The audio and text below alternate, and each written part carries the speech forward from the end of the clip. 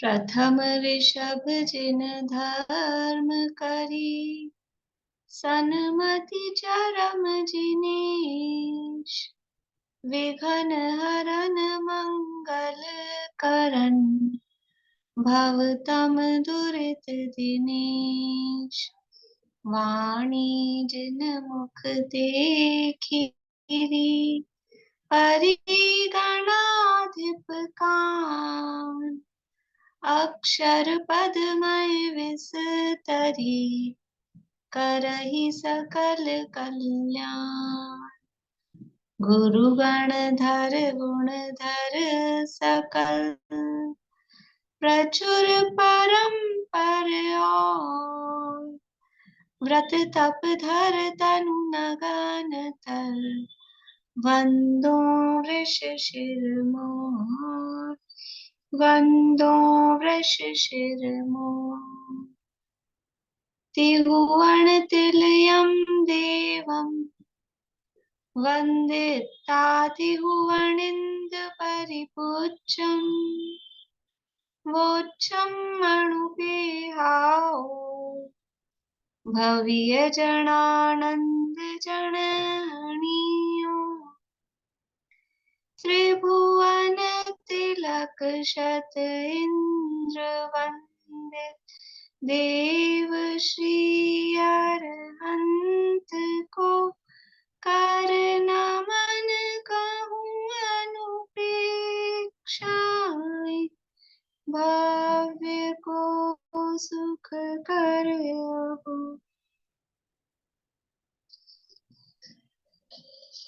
गाथा पाठ करेंगे।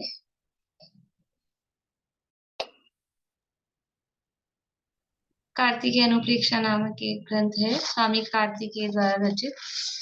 इसके अंतर्गत लोकानुप्रेक्षा की चर्चा यहाँ हमारी चल रही है, और उसके अंतर्गत प्रारंभ में अलौकिक गणित का प्रकरण यहाँ पर दिया गया है, वो हम देख रहे हैं। अलौकिक गणित दो प्रकार का उसमें कहा गया है। कौन कौन से दो प्रकार हैं? एक संख्या मान और एक उपमा मान। एक्चुअल में तो ये मान चार प्रकार के होते हैं: द्रव्यमान, क्षेत्रमान, कालमान और भावमान। जैसे द्रव्य, क्षेत्र, काल, भाव होते हैं, ऐसे चार प्रकार के मान होते हैं।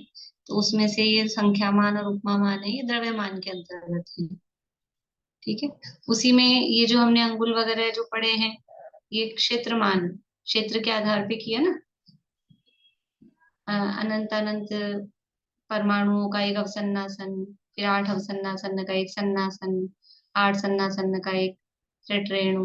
तो ये क्षेत्र के आधार पे वो कितनी जगह है वो ले रहा है, तो ये क्षेत्र मान के अंतर्गत आएंगे। फिर जो हमने टाइम का देखा, टाइम का नहीं देखा हमने, इसी तरह से काल का भी आता है। उदाहरण के लिए बताती हूँ, वो पढ़ा नहीं रही हूँ। जैसे जगन्युक्ता संख्यात समयों की एक आवली, फिर संख्यात आवलियों का एक समझ लो, क्या बोलेंगे, संख्यात आवलियों का ये अपने सेकंड वगैरह इस तरह से। हाँ, एक उच्छ्वास, फिर 7 हाँ, एक उच्छ्वास का एक उच्छ्वास, फिर 7 उच्छ्वास का स्तोक, फिर 7 स्तोक का एक लव। फिर ये 38.5 लव हाँ, का एक एक घड़ी, घड़ी, घड़ी। फिर 2 घड़ी का एक अंतर मुहूर्त। वो ये मतलब ये एक अलग सीरीज अलग आती है, अपन ने इसको नहीं किया है अभी, फिर कभी करेंगे अभी। तो ये काल मान के अंदर मतलब इसमें टाइम पीरियड, फिर वो आगे जाके वही अपना 30 मुहूर्त का एक दिन, मतलब 24 घंटे का एक दिन, फिर 7 दिन का एक हफ्ता, सप्ताह, फिर 15 दिन का एक पक्ष, फिर 2 पक्ष का एक महीना, फिर 2 महीने की एक ऋतु अयन, फिर 3 ऋतु का एक अयन, फिर 2 अयन का एक वर्ष, ऐसे करके वो काल की सीरीज चलती है, तो वो काल मान के अंतर्गत आता है। और फिर उसके बाद में भावमान। तो भावमान के अंतर्गत भावों को कि सबसे जघन्य ज्ञान किसका है, सूक्ष्म निगोदिया लब्धिया पर्याप्त तक का जो ज्ञान है सबसे कम, और सबसे उत्कृष्ट ज्ञान कौन सा है कि केवल ज्ञान। तो वो उसकी मतलब गणना कम ज्यादा ऐसा करके वो भावमान के अंतर्गत। तो ये केवल ऐसा जानकारी के लिए होता है। मतलब 4 प्रकार के हैं: द्रव्यमान, क्षेत्रमान, कालमान और भावमान, तो उसमें से जो हम अलौकिक गणित, जो संख्यामान और उपमामान जो हम पढ़ रहे हैं, ये किस में है? ये द्रव्यमान के अंतर्गत है।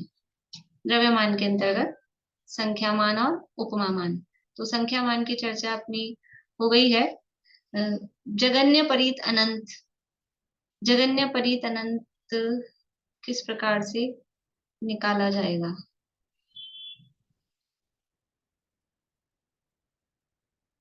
बोलिए रजनी जी, हाथ खड़ा किया आपने? अंतिम अनवस्था कुंड में जो सरसों की राशि का प्रमाण होगा उसे जघन्य परीत अनंत कहेंगे। उसे निकालने के लिए 4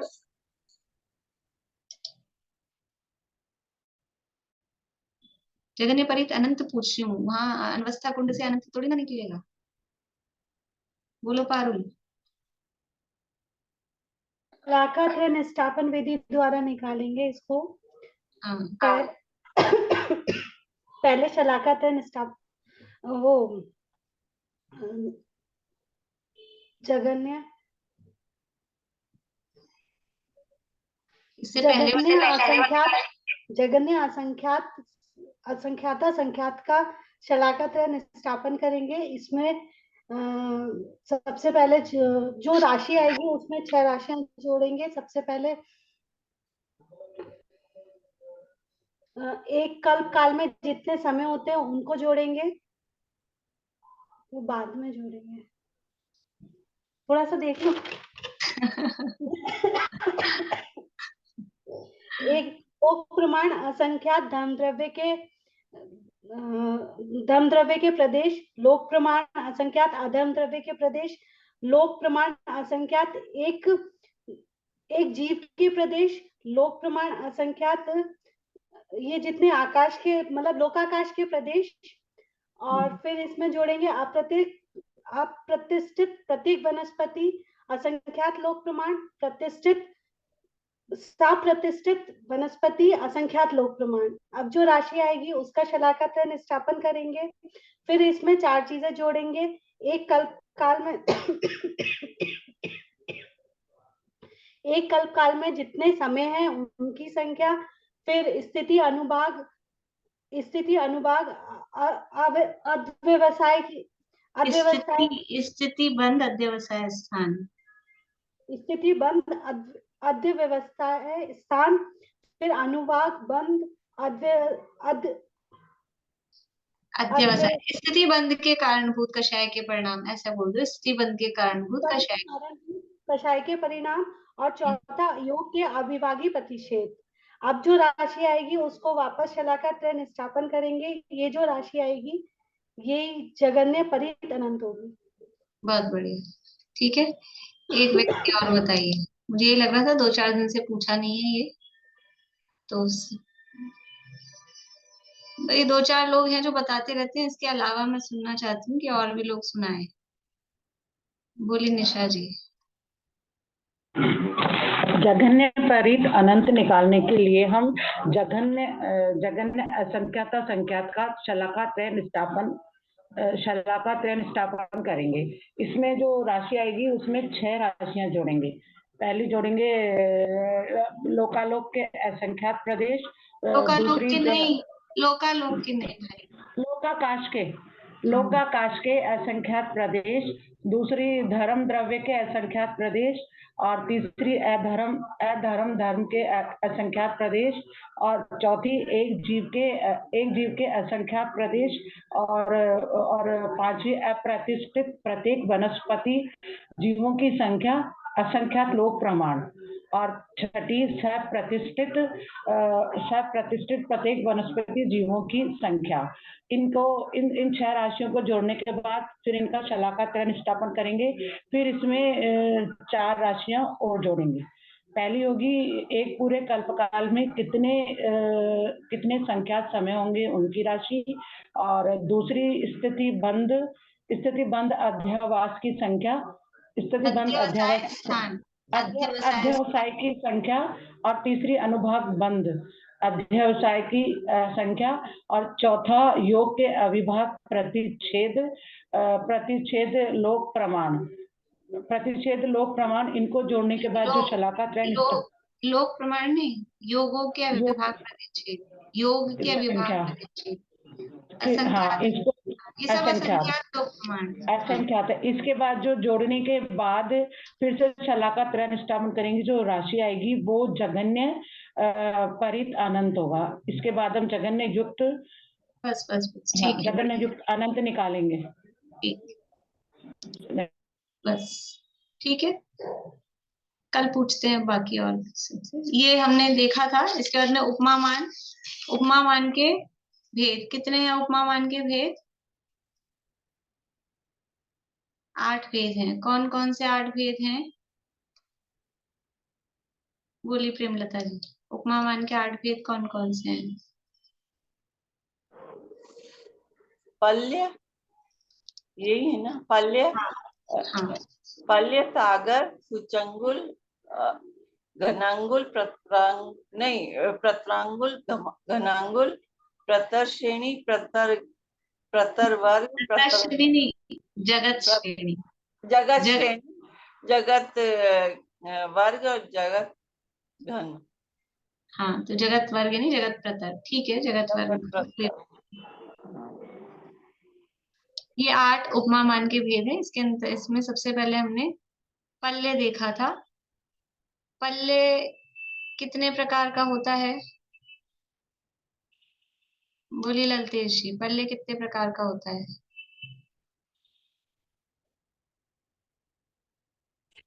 पल्ले 3 प्रकार का होता है, व्यवहार पल्ले, अध्याय पल्ले, उद्धार पल्ले। हाँ, क्रम से व्यवहार पल्ले, उद्धार पल्ले, पल्ले, उद्धार पल्ले और अध्याय पल्ले। अध्या पल्ले, ठीक है, हाँ जी। ये 3। व्यवहार पल्ले किस प्रकार से निकाला जाता है? व्यवहार पल्ले किस प्रकार से निकाला जाता है?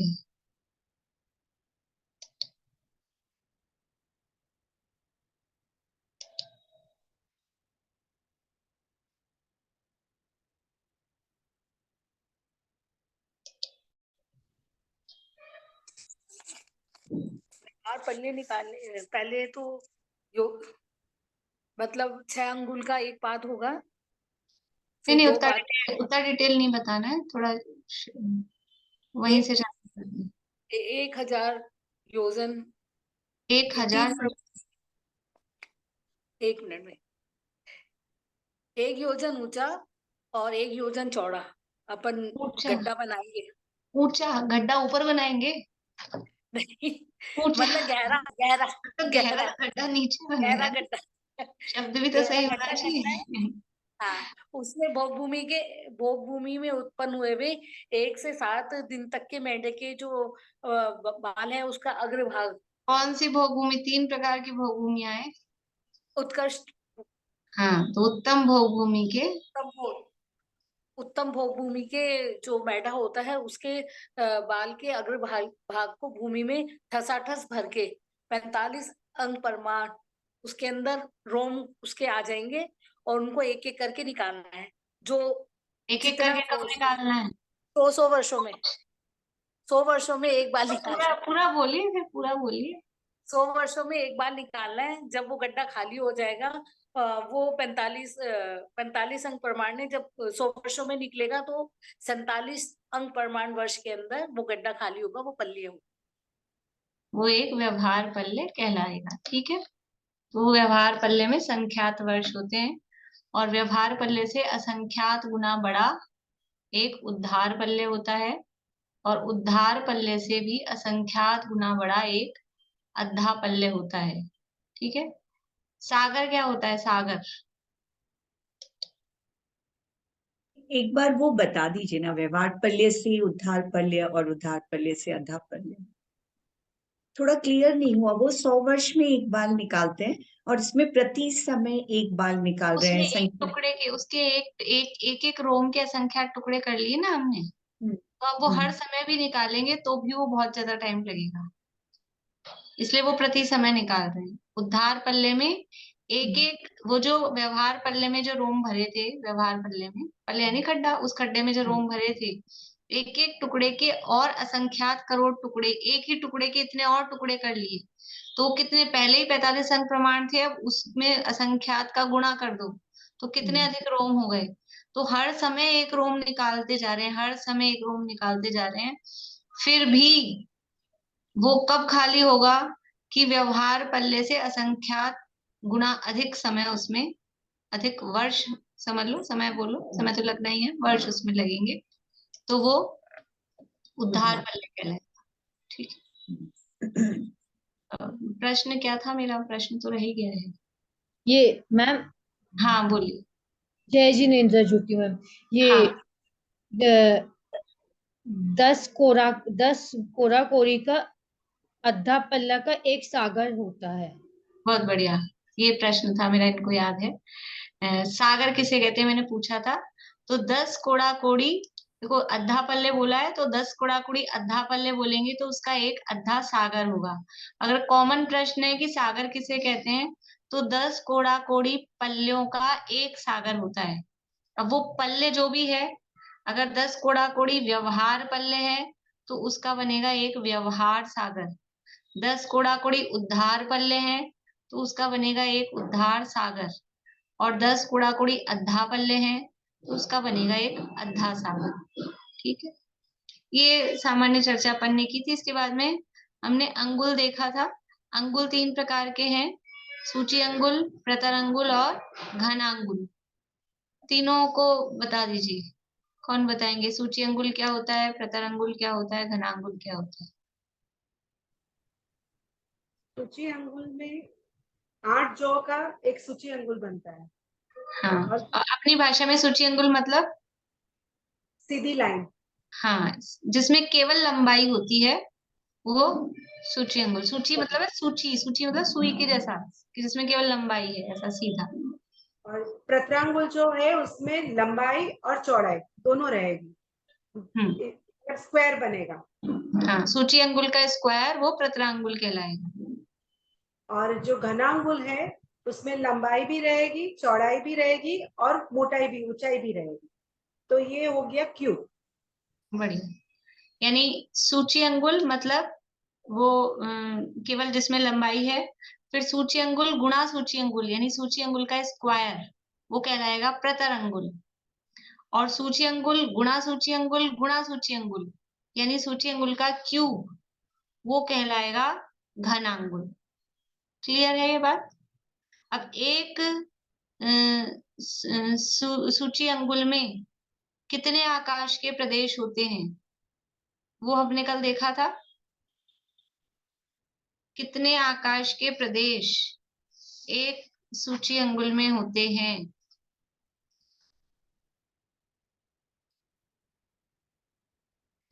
बोलिए आशांति। अद्धा पल्ले और उसकी पावर अद्धा पल्ले के अर्धछेद। अद्धा पल्ले की पावर अद्धा पल्ले के अर्धछेद, इतने आकाश के प्रदेश एक सूची अंगुल में होते हैं। इसको, ये तो फॉर्मूला है, इसको बोल के बताना है। इसका मतलब क्या हुआ? अद्धा पल्ले की पावर अद्धा पल्ले के अर्धछेद, इसका मतलब क्या हुआ? बोलिए चेतना जी। सूच्यांगुल टू द पावर नहीं मेरी अद्धा पल्ले की पावर अद्धा पल्ले के अर्धछेद, इसको आपको क्लियर करना है, इसका मतलब क्या है? बोली मीना चाची। ये आधा पल्ले के जो अर्धछेद है उनका विलयन करके लंबाई में रखकर उनको परस्पर में गुणा करना है। उतनी हाँ, आधा पल्ले छेदों को विलयन करके। आपको अपनी लैंग्वेज बोलिए, विलयन विलयन बोलिए ही मत, आप तो अपनी भाषा में बताइए, आपको कैसा है? उसमें रखकर परस्पर में उनको गुणा करना, उतनी बार रखकर। किसको रखकर गुणा करना है? गुणा किसको करना है? आधा पल्ले को रखना है, उनके अर्धछेदों को। आप कंफ्यूज है। बोलिए सुमन जी। अद्धा पल्ले को उतनी बार रखेंगे, अद्धा पल्ले के अर्धछेद के बराबर उतनी बार रखेंगे। बढ़िया। और वो निकाल रहे हैं हर बार आधा आधा पल्ले का, आधा आधा आधा करके, हाँ, जब तक वो तो अर्धच्छेद का अर्थ है, ठीक है। अद्धा पल्ले की पावर अद्धा पल्ले के अर्धच्छेद, इसका मतलब क्या है कि अद्धा पल्ले के जितने अर्धच्छेद हैं उतनी बार अद्धा पल्ले को रखकर आपस में गुणा करना, उसका जो आंसर आएगा वो है एक सूची अंगुल में आने वाले प्रदेशों की संख्या। अद्धा पल्ले की पावर अद्धा पल्ले के अर्धच्छेद, इसका मतलब क्या है कि अद्धा पल्ले के अर्धच्छेद जो पावर है ना, उतनी बार जो पावर होती है उतनी बार, और जिसकी पावर है उस संख्या को उतनी बार रखना है। तो पावर है अद्धा पल्ले के अर्धच्छेद, और किसकी पावर है? अद्धा पल्ले की। तो अद्धा पल्लों को तो रखना है अपने को। कितनी बार लिखना है अद्धा पल्ले को? कि अद्धा पल्ले के जितने अर्धच्छेद हैं उतनी बार अद्धा पल्ले को लिखना है। कल अपन ने उदाहरण लिया था 64 के अर्धच्छेद कितने थे? 6। तो कितनी बार 64 लिखा? 6 बार 64 लिखा, जो अर्धच्छेद है उतनी बार। और किसको लिखा? जिसके अर्धच्छेद हैं, और फिर आपस में उनको मल्टीप्लाई किया। तो क्या संख्या आएगी? अद्धा पल्ले अपने आप में इतना बड़ा है और उसके छेद कितने ज्यादा होंगे, और उतनी बार उसको आपस में गुणा करना। इतने आकाश के प्रदेश एक सूची अंगुल में, एक सूची अंगुल में इतने आकाश के प्रदेश होते हैं। ये कल हमने देखा था। अब वो जो सूची अंगुल है, उस सूची अंगुल का स्क्वायर वो प्रतर अंगुल, और उस सूची अंगुल का क्यूब मतलब सूची अंगुल गुणा सूची अंगुल गुणा सूची अंगुल, वो घनांगुल होता है। ठीक है। अब ये जो अंगुल है, तीनों ही प्रकार के अंगुल भी कितने प्रकार के हैं? तीनों ही प्रकार के अंगुल तीन तीन प्रकार के हैं। एक उच्छेद अंगुल यानी व्यवहार अंगुल, एक प्रमाण अंगुल और एक आत्मा अंगुल। तो यदि हम सूची अंगुल देख रहे हैं तो उसमें भी व्यवहार सूची अंगुल और प्रमाण सूची अंगुल। यदि हम प्रतरांगुल देख रहे हैं तो उसमें भी व्यवहार प्रतरांगुल और प्रमाण प्रतरांगुल। और यदि हम घनांगुल देख रहे हैं तो उसमें भी व्यवहार घनांगुल और प्रमाण घनांगुल। मतलब मेन ये दो चलते हैं, आत्मांगुल भी साथ में लगा लेना। वो तीनों प्रकार के उसमें होंगे। इतनी बात सबको समझ में आ गई? अभी अभी तो आ गई ना, बाद में भूल जाते हैं, भूल जाएंगे, वो नहीं। अभी तो इतना तो है माइंड में। चलिए अब आगे हमको देखना है आज श्रेणी, जगत श्रेणी। देखो जगत के लिए दूसरा शब्द लोक भी आता है। लोक कहो जगत कहो एक ही बात है। तो श्रेणी के साथ तो ज्यादातर जगती शब्द लगता है। बाकी जगत घन वो एक लोक होता है, उसकी भी चर्चा अपन करते हैं। देखिए ये पेज नंबर है 57, कार्तिक अनुप्रेक्षा। यहीं से पढ़ते हैं अपन।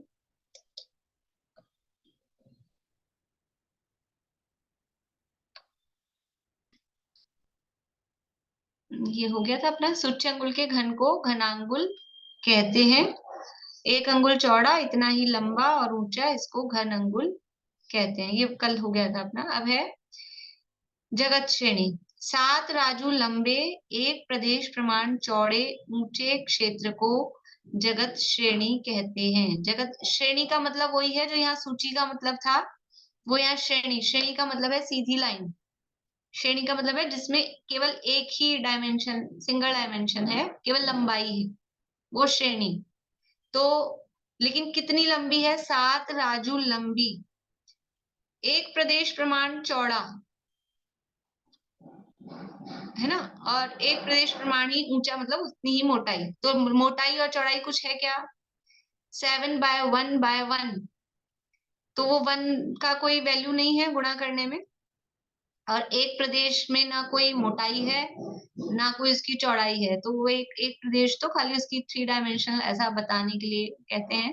तो 7 राजू लंबी जो आकाश के प्रदेशों की पंक्ति है उसको जगत श्रेणी कहते हैं। 7 राजू लंबी आकाश के प्रदेशों की पंक्ति। 7 राजू लंबी, एक प्रदेश प्रमाण चौड़ी और एक प्रदेश प्रमाण ऊंचा या मोटा भी लिख सकते हैं।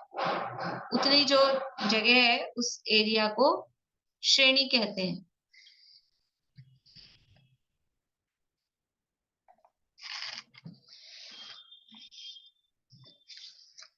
अब ये इसमें शब्द आया है 7 राजू।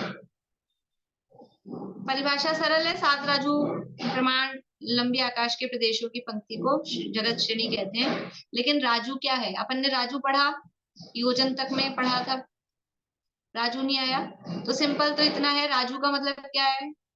राजू किसे कहते हैं? कि हमारे घर में दूध वाला आता है राजू नाम का, वो राजू नहीं है यहाँ पर, ठीक है ना।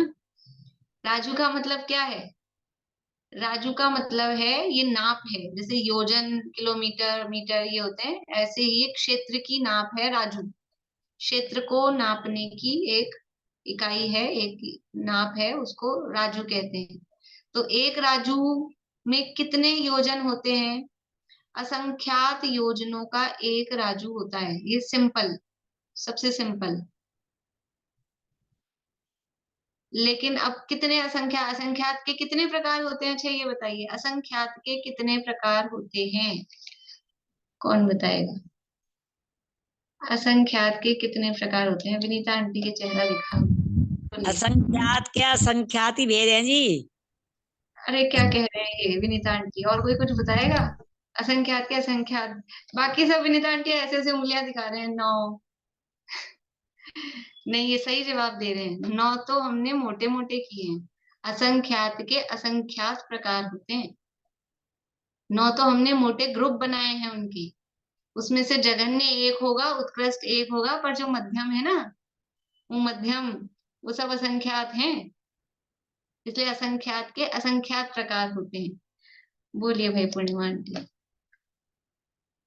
मगर ऐसा नहीं बोल सकते कि संख्यात से अधिक और अनंत से कम, वो सब असंख्यात के भेदों में आ जाएंगे।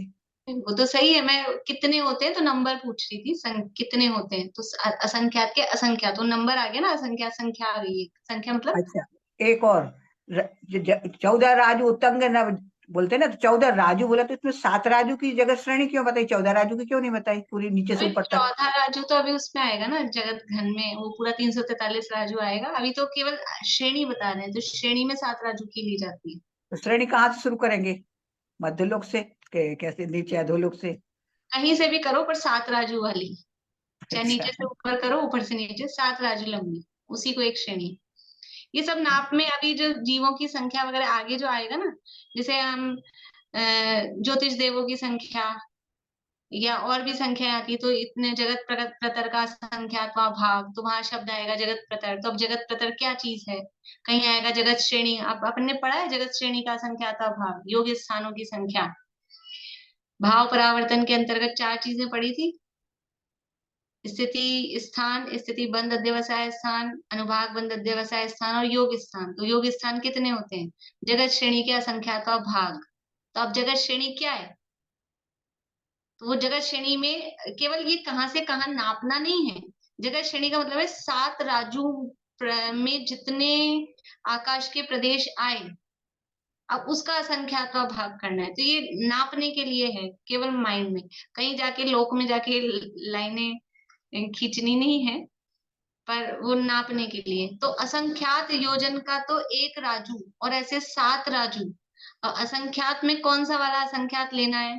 तो ऑब्वियसली मध्यम असंख्यात ही सब में आता है, क्योंकि जघन्य उत्कृष्ट तो एक एक ही होते हैं और वो पर्टिकुलर ही होते हैं। अभी इसको दूसरी तरह से एक किशन चंद जी जो पंडित जी थे अलवर वाले, वो उसमें शायद चर्चा समाधान वगैरह किसी ग्रंथ के आधार पे कोई कुछ सुना के बताते थे कि राजू के लिए एक मतलब हमको एक माइंड में कल्पना हो कि एक राजू में कितने योजन हैं। असंख्यात योजन तो बोल दिए, तो असंख्यात से भी अभी इतना पढ़ने के बाद भी हमको बहुत अच्छा से कोई भाव भाषण हुआ हो, मुझे नहीं लगता। हमने इतना असंख्यात पढ़ लिया, लेकिन फिर भी तो क्या कहते हैं कि एक आंख की पलक झपकती है, आंख की पलक झपकने में कोई देव 1 लाख योजन चले। 1 लाख योजन तो समझ में आता है, सुमेरु पर्वत प्रमाण या जम्बूद्वीप प्रमाण, कुछ भी समझो। तो एक पलक झपकाने में कोई देव 1 लाख योजन चले, ऐसे एक टमकार में 1 लाख योजन, फिर दूसरी पलक झपकाई, उसमें फिर 1 लाख योजन चले, फिर तीसरी पलक झपकाई, फिर 1 लाख योजन चले। ऐसे कितनी देर तक चलता रहे? हम एक पलक झपका रहे हैं ना, इतने में कोई देव 1,00,000 योजन जा सकता है। इतनी देवों में तो पावर होती है न गमन करने की। हमने पलक झपकाई है, इतने में वो 1,00,000 यानी जम्बूद्वीप क्रॉस। फिर दूसरी पलक झपकाई तो आधा लवण समुद्र क्रॉस, 2,00,000 योजन गए ना लवण समुद्र। फिर तीसरी पलक झपकाई तो पूरा लवण समुद्र क्रॉस। फिर चौथी पलक झपकाई तो आगे धातकी खंड में 1,00,000 योजन आगे बढ़ गया। ऐसे हम कब तक पलक झपकाते रहे, कब तक उसको भेजते रहे? 6 महीने तक। 6 महीने तक वो 1,00,000 योजन 1,00,000 योजन ऐसे पलक झपकाने में जाता जाए, तो वो 6 महीने में जितना दूर पहुंच जाएगा वो है 1 राजू। ये मतलब भाव भाषण के लिए ऐसा बोले आंटी। ऐसा भी आता है ना कि जैसे शंभु रमण द्वीप अंतिम द्वीप है मध्यलोक का। मध्यलोक 1 राजू में आता है ना, मध्यलोक का स्क्वायर भी।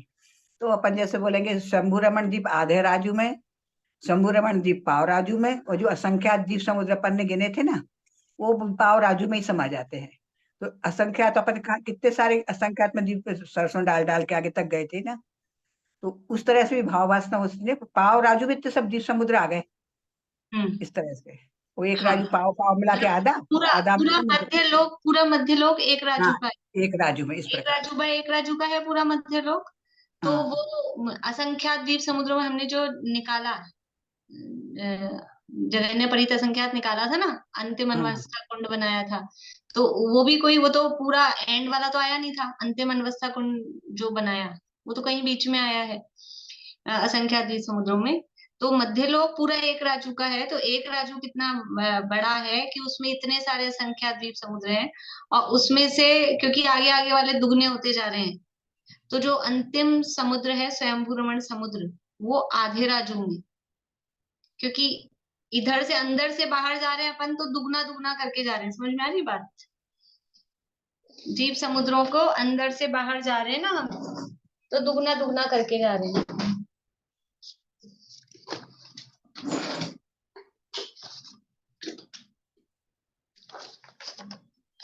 देखो मध्य लोक में ये एक जम्बूद्वीप, उससे दुगना लवण समुद्र, उससे दुगना धातकी खंड, फिर उससे दुगना कालोदरी समुद्र, फिर उससे दुगना पुष्कर द्वीप, ऐसे दुगने दुगने हो रहे हैं। तो ये अंदर से बाहर की तरफ हम जा रहे हैं तो दुगने दुगने हो रहे हैं। अब बाहर से अंदर आओ तो पुष्कर द्वीप से आधा, कालोदरी समुद्र से आधा, धातकी खंड से आधा, लवण समुद्र से आधा, जम्बूद्वीप, ऐसे ही बोलेंगे ना। बाहर से अंदर आएंगे तब आधा आधा करेंगे, अंदर से बाहर जाएंगे तो दुगना दुगना करेंगे। तो सबसे लास्ट वाला जो समुद्र है, सबसे लास्ट वाला समुद्र है स्वयंभू रमण समुद्र। तो उससे मतलब वो दुगना करते करते कितना बड़ा आया कि अब ये जितना बड़ा है ना, ये कितना होगा, क्योंकि यहाँ से सब दुगना दुगना करते हुए आ रहा है। ये पूरा एरिया मान लीजिए ये अंतिम समुद्र है, और यहाँ से लेके यहाँ तक पूरा ये टोटल एरिया है 1 राजू, पूरे मध्य लोक, मतलब ये समझ लो यहाँ से यहाँ तक ये पूरा एरिया है। जितने द्वीप समुद्र हैं ये 1 राजू में, 1 राजू में ये है। तो आधे राजू में तो ये लास्ट वाला समुद्र ही हो गया, फिर उसका आधा वो द्वीप होगा। तो आधे राजू में ये, 1/4 राजू में ये स्वयंभू रमण द्वीप। अब बाकी कितना बचा अपने पास 1 राजू में से? 1/4 राजू, 1/4 राजू बचा। तो बाकी 1/4 राजू में ये अंदर के जितने बीच के संख्या द्वीप समुद्र हैं ऐसे, इससे भी राजू की थोड़ी हम कल्पना कर सकते हैं। पर ये भी क्या, ये एक साइड में फिर आधा राजू नहीं आएगा, क्योंकि 1 राजू ये पूरा इस तरह से है, तो पाव राजू इधर और पाव राजू इधर, ऐसे करके वो देखना पड़ेगा उसको। तो थोड़ी सी कल्पना, मतलब राजू की हमको आइडिया लगे। एक्चुअली तो इसका फार्मूला भी है, लेकिन वो फार्मूला थोड़ा मुझे लगता है कठिन ही पड़ जाएगा। आप चाहें, मतलब जगत श्रेणी का फार्मूला, मैं फार्मूला लिखा दूंगी, पर वो कठिन पड़ेगा ज्यादा। तो अभी तो ऐसा ही समझ लें, 7 राजू प्रमाण आकाश के प्रदेशों की, 7 राजू लंबा, 1 प्रदेश प्रमाण चौड़ा और 1 प्रदेश प्रमाण ऊंचा, इतना क्षेत्र जो है वो जगत श्रेणी कहलाता है। और राजू क्या है? असंख्यात योजनों का एक राजू होता है। बाकी उसका दूसरा तरीका भी दिया है यहाँ राजू का भी, लेकिन वो समझ लीजिए कि मुश्किल पड़ेगा, इसलिए उसको भी रहने देते हैं। इतना समझ में आ गया? अब है इसके बाद में ये श्रेणी हुई जगत श्रेणी। अब जगत प्रतर, प्रतर का मतलब क्या है? प्रतर का मतलब है श्रेणी को श्रेणी से गुणा करना। जैसे सूची अंगुल गुणा सूची अंगुल इज इक्वल टू प्रतर अंगुल था, ऐसे ही जगत श्रेणी गुणा जगत श्रेणी वो कहलाता है जगत प्रतर। तो 7 राजू गुणा 7 राजू यानी 49, 7 गुणा 7 49 हो गए, 49 राजू स्क्वायर वो कहलाएगा जगत प्रतर। मैम एक बार वो वापस बोली ना, 6 महीने तक लगातार पलक झपकाने से 1-1 लाख योजन वाला वो सेंटेंस वापस एक बार बोल दीजिए ना। कोई देव आंख की एक पलक झपकाने में कोई देव 1 लाख योजन एरिया में मतलब क्षेत्र में गमन करे, तो ऐसे 6 महीने तक 6 महीने तक आंख की पलक झपकाते रहे हम, और वो 6 महीने में जितनी दूर गमन कर ले उतना एरिया लगभग वो 1 राजू कहलाता है।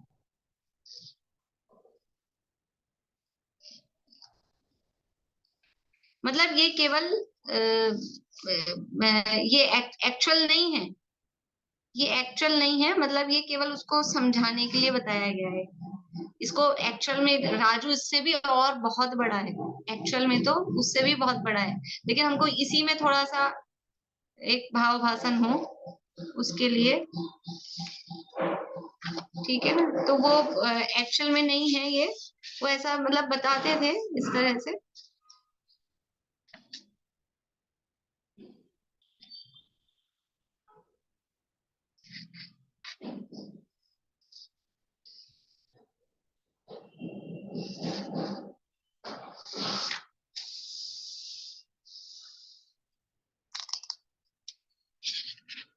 इसको ये लिखना, आप लोग जो ये लिख रहे हो ना, इसको ये केवल कल्पना के लिए, मतलब ऐसा थोड़ा आइडिया के लिए, ये एक्चुअल नहीं है।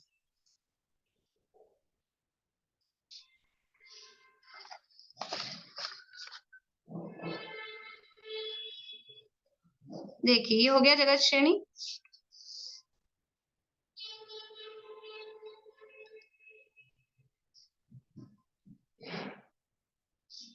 सात राजू लंबे एक प्रदेश प्रमाण चौड़े ऊंचे क्षेत्र को जगत श्रेणी कहते हैं। इसकी उत्पत्ति इस तरह है कि अद्धा पल्ले के अर्धत छेदों के असंख्यातवें भाग के प्रमाण को विलयन कर एक एक पर घनांगुल दे परस्पर गुणा करने पर जो राशि उत्पन्न हो सो जगत श्रेणी है। जगत श्रेणी के वर्ग को जगत प्रतर कहते हैं। अब इसका फॉर्मूला, जैसे हमने उसका फॉर्मूला देखा था, सूची अंगुल में कितने आकाश के प्रदेश है उसका फॉर्मूला देखा था, अद्धा पल्ले की पावर अद्धा पल्ले के अर्धत छेद। अब ऐसे ही ये जगत श्रेणी का फॉर्मूला यहाँ बता रहे हैं। देखिए जगत श्रेणी का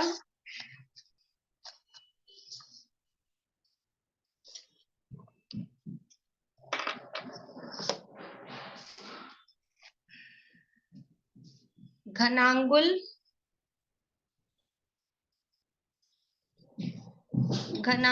की पावर अद्धा पल्ले के अर्धत छेदों के असंख्यातवें भाग। घनांगुल की पावर अद्धा पल्ले के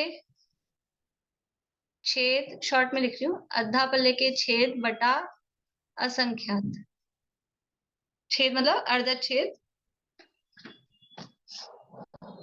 ये फॉर्मूला, ये जो लाइन दी है ना, इसका फॉर्मूला क्या मतलब है इसका, कि अद्धा पल्ले के अर्धत छेदों का असंख्यातवां भाग, अद्धा पल्ले के अर्धत छेदों का असंख्यातवां भाग, भाग बोल रहे हैं मतलब भाग लगाना है। असंख्यातवां भाग का मतलब क्या होता है, उस बटा करके लिखेंगे उसको। जैसे कि किसी भी चीज का मतलब, जैसे समझ लीजिए चौथा भाग, चौथा भाग का मतलब क्या है, 1/4 है ना। छठा भाग तो 1/6। तो ऐसे असंख्यातवां भाग मतलब ये जो जिसका भाग कह रहे हैं, तो अद्धा पल्ले के अर्धत छेदों का असंख्यातवां भाग, तो अद्धा पल्ले के अर्धत छेद बटा असंख्यात, ये हुआ। अद्धा पल्ले के अर्धत छेदों के असंख्यातवें भाग के प्रमाण को विलयन कर एक एक पर घनांगुल दे, तो इसको तो विरलन करना है, यानी इतनी बार, जिसको विरलन करना है मतलब उतनी बार फैलाना है। किसको फैलाना है? घनांगुल को। तो घनांगुल की पावर अद्धा पल्ले के अर्धच्छेदों का असंख्यातवां भाग। अभी कौन सी संख्या बड़ी लग रही है अपने को? वहां हमने लिखा था क्या था? पल्ले, अद्धा पल्ले था ना, अद्धा पल्ले, और अद्धा पल्ले की पावर अद्धा पल्ले के छेद, अद्धा पल्ले के छेद। ठीक है, ये फार्मूला था कल हमने जो पढ़ा था, है ना? कल ये पढ़ा था, आज ये पढ़ रहे हैं। कौन सी संख्या बड़ी है? कौन सी संख्या बड़ी है? ऊपर वाली, नीचे वाली? ऊपर वाली। ऐसे ही कह रहे हैं कि बता सकते हैं कैसे बड़ी है? ये तो देखो, इसमें तो पावर किसकी लगाई है? इसमें तो पावर है पल्ले के छेद, और इसमें पावर लगाई है उसका असंख्यातवां भाग। यहाँ तो मान लो पल्ले के छेद अपने 6 आए थे ना, उसके 64 के छेद, और यहाँ कह रहे हैं उस 6 का भाग करना है, असंख्यातवां भाग। मान लो 2 से भाग कर दिया तो यहाँ तो 3 ही आ गया, और यहाँ 6 आ रहा है। समझ में आ रही बात? बात समझ में आ रही है? यहाँ पावर बड़ी है, यहाँ पावर छोटी है तो यही ना, अद्धा पल्ले के छेद, यहाँ भी अद्धा पल्ले के छेद। यहाँ तो पूरे के पूरे छेद लिए हैं, जैसे पूरा 6, और यहाँ उसका असंख्यातवां भाग, तो उसको किसी न किसी अपन ने सबसे बड़ा लिया है, वरना तो 6 को मान लो 4 से डिवाइड कर दें तो और भी कम हो जाएगा, 3 से डिवाइड कर दें तो 2 ही रह जाएगा। अपन ने तो 2 से डिवाइड किया है, सबसे छोटे से, समझ लो। तो अब बताओ फिर से कौन सी संख्या बड़ी आएगी? पावर तो नीचे वाले की बड़ी है, मैंने ये आपको बता दिया। पावर किसकी बड़ी है? पावर तो इसकी बड़ी है, ये तो पूरे छेद है और ये छेद का असंख्यातवां भाग है ना? तो पावर तो इसकी बड़ी है। अब कौन सी आएगी? आप तो सब जवाब दे दो मुझे ऊपर नीचे ऐसे इशारा करके, मुंह से बोलो आप, ऊपर नीचे।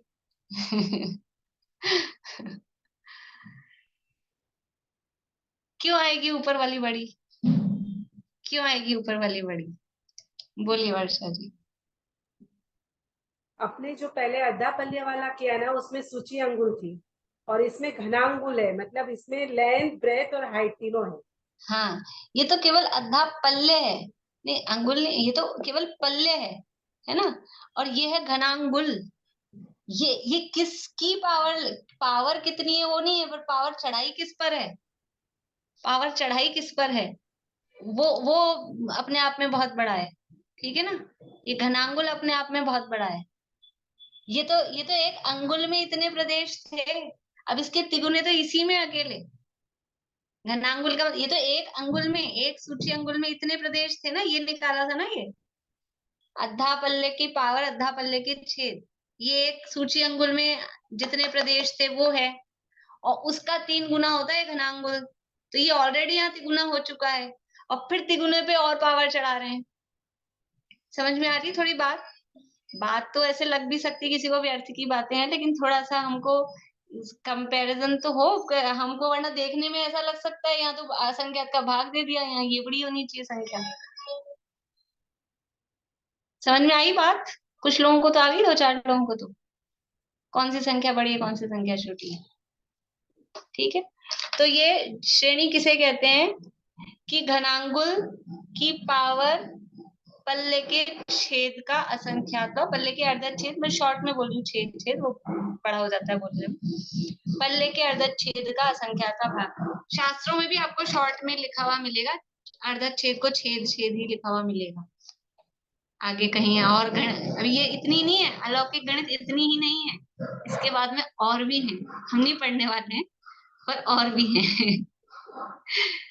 तो वहां पे छेद ही शॉर्ट में लिखते हैं, पल्ले के छेद, ऐसा शॉर्ट चलता है। देखिए क्या कहा, जगत श्रेणी, इसकी उत्पत्ति इस तरह है, मतलब किस तरह से इसको बनेगी ये जगत श्रेणी। अद्धा पल्ले के अर्धच्छेदों के असंख्यातवें भाग के प्रमाण को विरलन कर यानी विरलन किसको करना है, उतनी बार फैलाना है, जिसको विरलन कर रहे हैं उतनी बार, यानी पल्ले के अर्धच्छेद का असंख्यातवा भाग बार फैलाना है। किसको फैलाना है, घनांगुल को, घनांगुल को उतनी बार रखना है और फिर आपस में क्या करना है, गुणा करना है, आपस में मल्टीप्लाई करना है। तो वो जो राशि उत्पन्न होगी वो कहलाएगी जगत श्रेणी, वो है जगत श्रेणी। ठीक है। और जगत श्रेणी वैसे हमने देखा तो कैसे, 7 राजू प्रमाण, और राजू मतलब असंख्यात योजन, वो जो कल्पना की है वो कल्पना ही है, मतलब वो एक्चुअल में नहीं है, वो कल्पना मात्र है खाली। बोलिए अर्चना जी। अभी जो आपने बताया ना ये अर्धापल के अच्छेदों के असंख्यात भाग को, मतलब इसको फैलाना है, फिर इसको गुणा किससे करने को बताया आपने? आपस में घनांगुल को घनांगुल से ही गुणा करना है, घनांगुल ही है केवल, पर घनांगुल कितनी बार गुणा करना है उनको आपस में, पल्ले के अर्धच्छेद के असंख्यातवें भाग बार घनांगुल को आपस में गुणा करना है।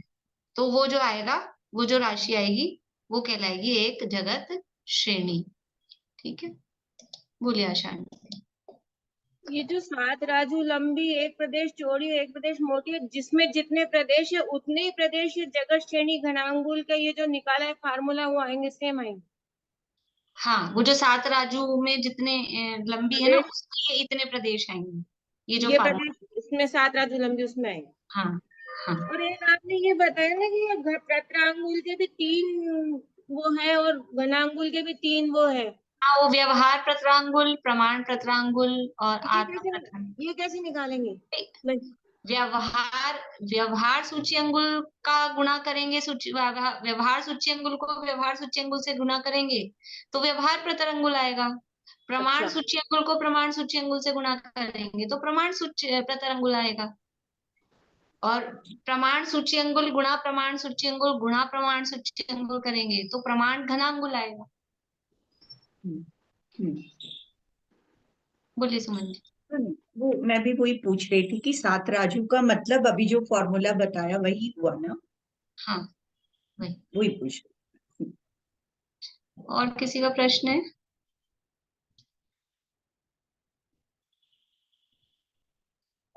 ये हुआ जगत श्रेणी। अब जगत प्रतर और जगत घन, तो जगत श्रेणी के वर्ग को जगत प्रतर कहते हैं, उसी का स्क्वायर करेंगे। ये जो है जगत श्रेणी, इसका स्क्वायर किया तो वो जगत प्रतर, और जगत श्रेणी के घन को जगत घन कहते हैं। तो जगत घन क्या होगा, 7 राजू लंबा, 7 राजू चौड़ा, 7 राजू ऊंचा, तो 7 बाय 7 बाय 7 तो आएगा 343 घन राजू। ये कहलाता है एक जगत घन इज इक्वल्स टू लोक। लोक का प्रमाण कितना है, लोक का एरिया कितना है, 343 घन राजू ही है ना, तो जगत घन इज इक्वल्स टू लोक, इसलिए जगत घन को लोक भी कहते हैं। ठीक है। और जगत प्रतर कितना आएगा, 49 घन, नहीं घन नहीं, वर्ग राजू, 49 वर्ग राजू, स्क्वायर है ना, जगत प्रतर, प्रतर में स्क्वायर है, 7 राजू बाय 7 राजू, वो जगत प्रतर होगा। 7 राजू इज इक्वल्स टू जगत श्रेणी, 7 राजू बाय 7 राजू जगत प्रतर, और 7 राजू बाय 7 राजू बाय 7 राजू, तो वो हो जाएगा 343 घन राजू, वो जगत घन। और जगत घन को ही लोक भी कहते हैं, जगत घन इज इक्वल्स टू लोक।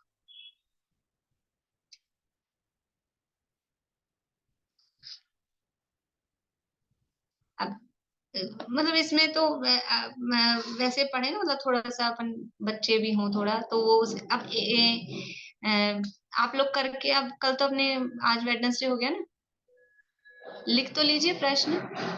एक प्रतर अंगुल में कितने सूची अंगुल होते हैं, प्रश्न लिखिए, ढूंढ के लाना अगली क्लास में आपको।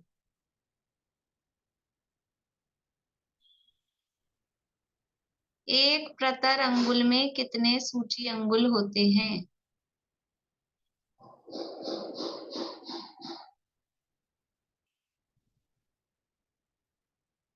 एक जगत प्रतर में कितनी जगत श्रेणी होती है?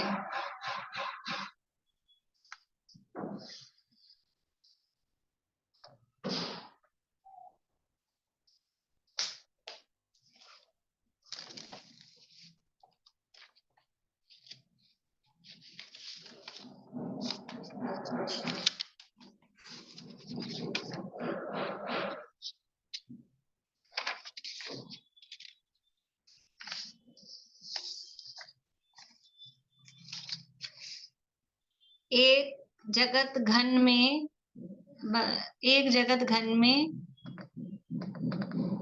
आकाश के कितने प्रदेश आएंगे? लोकाकाश के कितने प्रदेश आएंगे? एक जगत घन में लोकाकाश के कितने प्रदेश आएंगे? 3 प्रश्न है, ठीक है, और बहुत कठिन नहीं है, बस थोड़ा सा दिमाग लगाना है। ऐसा नहीं सोच के छोड़ देना कि ये तो हमको आएंगे ही नहीं, ये तो कैसे आएंगे। थोड़ा सा दिमाग लगाना है बस, कठिन नहीं है प्रश्न, ठीक है। बाकी अभी समय हो गया, बाकी ये हो गया है लगभग अपना ये गणित की बात। तो नेक्स्ट क्लासेस में अपन फिर ये गाथाएं प्रारंभ कर देंगे, ठीक है ना। बोलो पारुल। भाभी, लोक की ऊंचाई तो 14 राजू है और क्षेत्र तो 345 ही है, ये जो अपना आया 47। वो लोक का निकालते हैं, जब अपन 3 लोक की रचना पढ़ते हैं ना, तो उसमें निकालते हैं कि वो लोक की जो चौड़ाई है ना, वो सब जगह एक सी नहीं है। मोटाई सब जगह है 7 राजू है, ऊंचाई सब जगह 14 राजू है, लेकिन जो चौड़ाई है, मतलब लंबाई कहो तो 14 राजू है, मोटाई 7 राजू है, लेकिन जो चौड़ाई है वो कहीं 7 राजू, फिर कहीं 1 राजू, फिर 5 राजू, फिर 1 राजू। तो वो सब उसका कैलकुलेशन कर करा के वो 343 बनता है पूरा, इस तरह से। जब अपन वो करते हैं, तीसरा अध्याय किया था तब थोड़ा सा देखा भी था, और शास्त्रों में तो ऐसे टुकड़े कर करके ऊर्ध्वलोक को अलग, अधोलोक को अलग, फिर इसका ये हिस्सा काट के इसको ऐसा ऐसा है ना, ये यूं ट्रायंगल में, तो उसको इस तरह से त्रिलोकसार वगैरह में तो पूरी इस तरह से गणित की है, मतलब पूरे मैथमेटिक्स ही है कि जब हम कोई इस तरह की क्या बोलते हैं, त्रिभुजाकार ट्रायंगुलर जो कोई रचना होती है, जैसे ये अधोलोक इस तरह के आकार का है, तब इसका एरिया कैसे निकालेंगे? तो एक हिस्सा ये अलग कर देते हैं, ये एक हिस्सा अलग कर देते हैं, फिर इस हिस्से को उठा के उल्टा करके इधर मिला देते हैं। कैसे? ऐसे ये वाला हिस्सा उठा के इधर मिला दिया, तो अब ये एक चौकोर बन गया। समझ में आ रही है बात? इसको उठा के इधर से इधर मिला दिया कैलकुलेशन में, तो ये अब एक चौकोर हो गया। तो उस हिसाब से इस तरह से कोई कैलकुलेशंस की है वहां तिलोय पन्नति त्रिलोकसार आदि ग्रंथों में, तो वो उतना निकलता है फिर पूरा। चलिए, जिनवाणी स्तुति।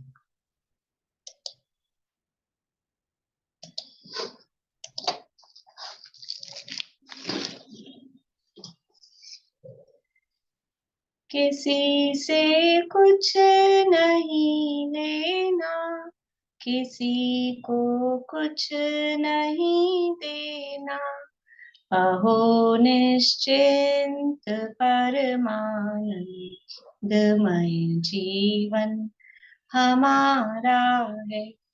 ज्ञानमय लोक है मेरा, ज्ञान ही रूप है मेरा, परम निर्दोष समतामय ज्ञान जीवन हमारा है। अहो चैतन्य आनंदमय सहज जीवन हमारा है। अनादि अनंत पर निरपेक्ष ध्रुव जीवन हमारा है।